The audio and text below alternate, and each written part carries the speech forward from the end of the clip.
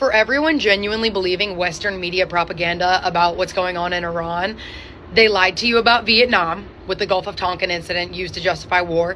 They lied to you about South Africa by supporting apartheid for years and calling it stability. They lied about Kuwait with false testimony to sell the Gulf War. They lied about Iraq. There were no weapons of mass destruction. They lied about Afghanistan. Internal documents, which you can access yourself, showed officials knew the war was not winnable. That progress was being exaggerated to the public for years. We struggled in Afghanistan. They lied to you about Colombia under the guise of war on drugs while fueling violence against Colombians. They lied about Venezuela through sanctions and narratives around intervention. They lied about Libya, claiming it was about protecting civilians, and it turns into a regime change. They lied to you about Syria, constantly shifting narratives around who we were actually supporting.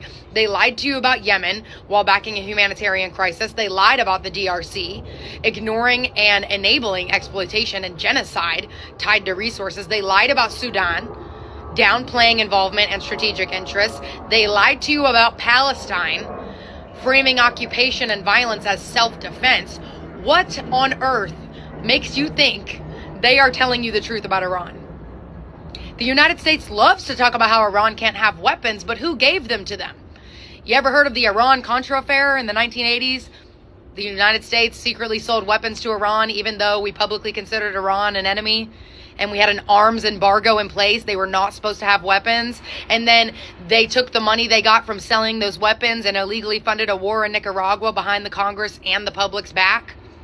Became one of the biggest scandals in political history, triggered congressional investigations, led to indictments, convictions of multiple officials.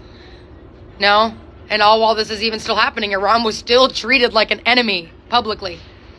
So if that happened then, what makes you think everything happening now is being fully told to you?